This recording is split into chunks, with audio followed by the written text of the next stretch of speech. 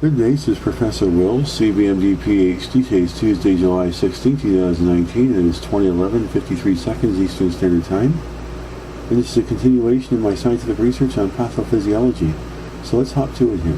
Researchers wirelessly hacked BOS gene a step toward reprogramming the human genome. The advancement made possible by tiny photonic implants could lead to new treatments for cancer mental disorders. Date July 16, 2019. Source University at Buffalo. Summary. A new study describes how researchers wirelessly controlled FGFR1, a gene that plays a key role in how humans grow from embryos to adults. In the lab-grown brain tissue, the ability to manipulate the gene, the study's authors say, could lead to new cancer treatments and ways to prevent and treat mental disorders such as schizophrenia. It seems like everything is going wireless these days. That now includes efforts to reprogram the human genome. It represents a step forward toward genetic manipulation technology that could upend the treatment of cancer, as well as the prevention and treatment of schizophrenia and other neurological illnesses. It centers on the creation of a new subfield of research the study's authors are calling optogenetics, or controlling the human genome through laser light and nanotechnology. It could drastically reduce the need for medicinal drugs and other therapies for certain illnesses. It could also change how humans interact with machines. From optogenetics to optogenomics. For the first 20 years, scientists have been combining optics and genetics, the field of optogenetics, with the goal of employing light to control how cells interact with each other. By doing this, one could potentially develop new treatments for diseases by correcting the miscommunications that occur between cells. While promising, this research does not directly address malfunctions in genetic blueprints that guide human growth and underlie many diseases. The new research begins to tackle this issue because FGFR1, it stands for fibroblast growth factor receptor 1, holds sway over roughly 4,500 other genes, about 1/5 of the human genome, as estimated by the Human Genome Project. In some respect, it is like a BOS gene. By controlling FGFR1, one can theoretically prevent widespread gene dysregulations in schizophrenia, or breast cancer and other types of cancer. Light-activated toggle switches. The research team was able to manipulate FGFR1 by creating tiny photonic brain implants. These wireless devices include nanolasers and nanoantennas, and in the future, nanodetectors. Researchers inserted the implants into the brain tissue, which was grown from induced pluripotent stem cells and enhanced light-activated molecular toggle switches. They then triggered different laser lights, common blue laser, red laser, and far red laser, onto the tissue. The interaction allowed researchers to activate and deactivate FGFR1 and its associated cellular functions, essentially hacking the gene. The work may eventually enable doctors to manipulate patients' genomic structure, providing a way to prevent and correct gene abnormality. Next steps. The development is far from entering the doctor's office or hospital, but the research team is excited about next steps, which include testing in 3D mini brains and cancerous tissue. Good day, this is Professor Will, CBMD PhD. Today is Tuesday, July 16, 2019. It is 20:31:04 seconds Eastern Standard Time. And this is a continuation of my scientific research in my pathophysiology, so let's hop to it here. Higher iron levels may boost heart health, but also increase risk of stroke.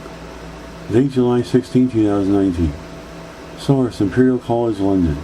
Summary. Scientists have helped unravel the protective and potentially harmful effect of iron in the body. In a series of early-stage studies examining genetic data from over 500,000 people, a team of international scientists led by Imperial College London explored the role that iron plays in over 900 diseases. The results reveal not only are naturally higher iron levels associated with a lower risk of high cholesterol levels, they also reduce the risk of arteries becoming flared with a buildup of fatty substances. However, the research funded by the Wellcome Trust also revealed the potential risk associated with naturally higher iron levels. These included a higher risk of blood clots related to slow blood flow, a common cause of stroke, and a higher risk of bacterial skin infection. Iron is a crucial mineral in the body and is essential for carrying oxygen around the body. However, getting the right amount of iron in the body is a fine balance.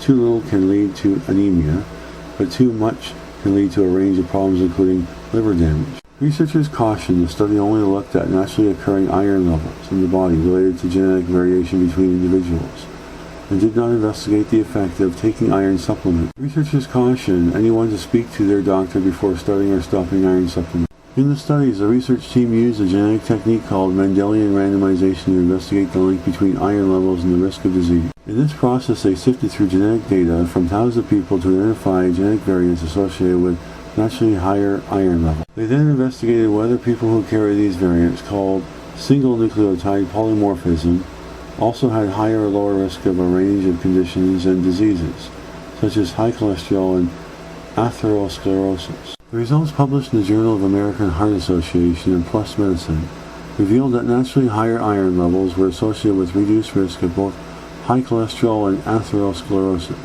Atherosclerosis is a potentially serious condition where the arteries become clogged with fatty substances. This can reduce the flow of blood in the arteries, and in some cases lead to a block in flow to the brain, triggering a stroke, or the heart triggering a heart attack. However, the picture was complicated by further findings from the same study, which revealed high iron levels may be linked to high risk of clots related to slow blood flow, which can increase the risk of certain types of stroke and the condition deep vein thrombosis. And to add to this, the studies also revealed higher iron levels may also be linked to an increased risk of bacterial skin infection. Researchers say these findings now need to be investigated in patient trials. These studies reveal new avenues of research and present many questions. We are still unclear on how iron affects cholesterol levels, narrows arteries, and forms blood clots, but we have ideas. One possibility is that the lower cholesterol levels may be linked to the reduced risk of arteries becoming flared. Furthermore, higher iron levels may cause blood clots to arise when flow is reduced, possibly explaining the increased chance of clots. A researcher adds that previous research suggests that iron may also play a role in bacterial replication and virulence, which may be linked to the increased risk of skin infection. Good day, this is Professor Will, CBMD, PhD. Today is Tuesday, July 16, 2019. It's 2116 seconds Eastern Standard Time. And this is a continuation of my scientific research in pathophysiology. So let's hop to it here. Scientists uncover mechanism behind development of viral infections. Date July 16, 2019. Source Duke NUS Medical School. Summary: a team of researchers found that immune cells undergoing stress and an altered metabolism are the reasons why some individuals become sick from viral infections, while others do not, when exposed to the same virus. The findings, published in the top medical journal of Nature and Medicine, have important implications for the prevention and treatment of infectious diseases called flaviviral infections such as dengue fever, congenital Zika syndrome, and yellow fever. Flaviviral infections, a family of virus infections transmitted by mosquitoes and ticks, are a major health concern as they spread rapidly and lack licensed treatment. Most viral infections result in a range of outcomes even when individuals are infected with the same amount of virus in their blood. For example, up to 2/3 of all dengue virus infections result in no symptoms, while the remaining 1/3 go on to develop dengue fever, and even fever progress to severe dengue. Understanding why this happens could lead to new ways of preventing disease and reduce the burden of some viral diseases. We investigated why some individuals do not get sick despite being infected with the same virus, while others develop symptoms and infections. Understanding the molecular events that lead to development of symptoms could lead to new prevention and treatment methods for infectious diseases worldwide. The team conducted 2 clinical trials involving more than 100 healthy adults using the yellow fever vaccine, one of the most effective vaccines in the world, with an excellent safety profile. The team analyzed the blood profiles of the volunteers immediately before and after vaccination, and found that individuals whose blood cells had increased levels of stress and protein production and altered metabolism before vaccination went on to develop flu-like symptoms after vaccination. Increased stress and altered metabolism resulted in earlier than expected activation of the immune response that was linked with development of symptoms. Our findings show that increased levels of stress and altered metabolism of an individual's immune cells are factors that make one prone to developing symptoms during an infection. Correspondingly, this tells us that immune cells and metabolic pathways could be useful targets to develop treatments for yellow fever or other flaviviral infections. These findings also imply that preventing conditions known to place cells under increased stress and altered metabolism, such as obesity, could prevent disease from viral infection. The team is currently starting another clinical trial in 2020 to test if suppressing the early immune response can reduce the likelihood of getting sick from a viral infection. Good day, this is Professor Will, CBMD, PhD. Today's Tuesday, July 16, 2019. It is 2026, 57 seconds, Eastern Standard Time. This is a continuation of my scientific research on pathophysiology, so let's get started here. Biologists find the long and short of it when it comes to chromosomes. Date February 27, 2019. Source New York University. Summary: a team of biologists has uncovered a mechanism that determines faithful inheritance of short chromosomes during the reproductive process. The discovery elucidates a key aspect of inheritance, deviation from which can lead to infertility, miscarriages, or birth defects, such as Down syndrome. The research centers on how short chromosomes can secure a genetic exchange.